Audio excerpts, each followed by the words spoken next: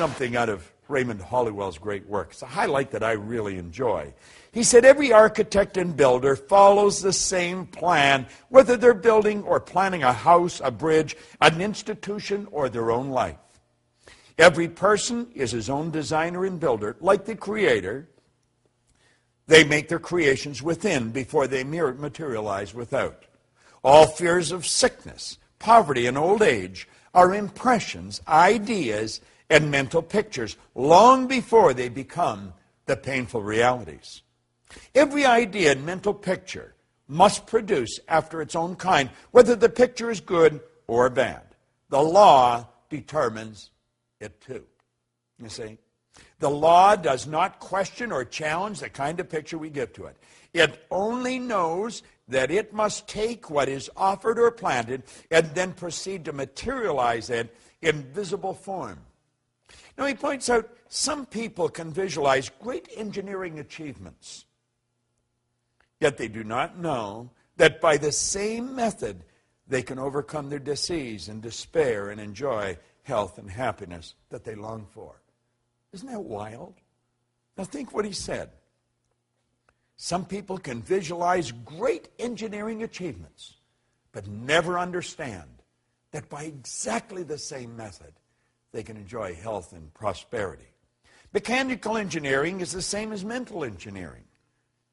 They are both dependent wholly upon a creative intelligence. Mental photography, like mechanical photography, produces exactly what it sees. A picture of a homely, unsightly person never turns out to look like a beauty pageant winner. Nor does a little short person look tall and large on a photograph. A picture of black will not be white. Neither can a negative, destroying idea produce constructive and positive results. If the ideas are negatives, well, they will turn in and create negative results. But so will the positive ones. Now, before I bring this to a close, I want to just share the last highlight here that really struck me.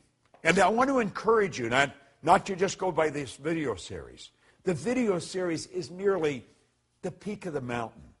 It's just the cap of the iceberg. There's so much depth in this.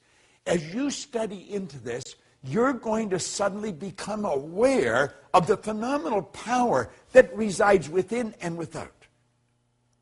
And you can start working with it to create the good that you want in your life. The author said, as we assimilate in mind these ideas or mental pictures, we knowingly or unknowingly exercise a power to produce them. See, what's ever going on the inside is going to show up on the outside. James Allen, way back around 1903, he said, we think in secret, and it comes to pass. Environment is but our looking glass. Well, this author says this creative process continues working night and day until the idea is completed. We cannot picture thoughts of poverty, failure, disease, and doubt, and expect in return to enjoy wealth, success, happiness, and courage. It just can't be done. Any more than the photographer can take a beautiful picture of a homely creature and then hold a picture of a beautiful person. You see, that same concept is true. When we begin to see positive things in our mind, you don't have to know how they're going to materialize. You only have to know that they are. What goes on inside shows on the outside. That's based on one of the first primary laws of the universe, the transmutation of energy. Energy is forever moving into form, through form, and back into form. And being a creative being, you and I, can entertain thoughts, and we can produce results.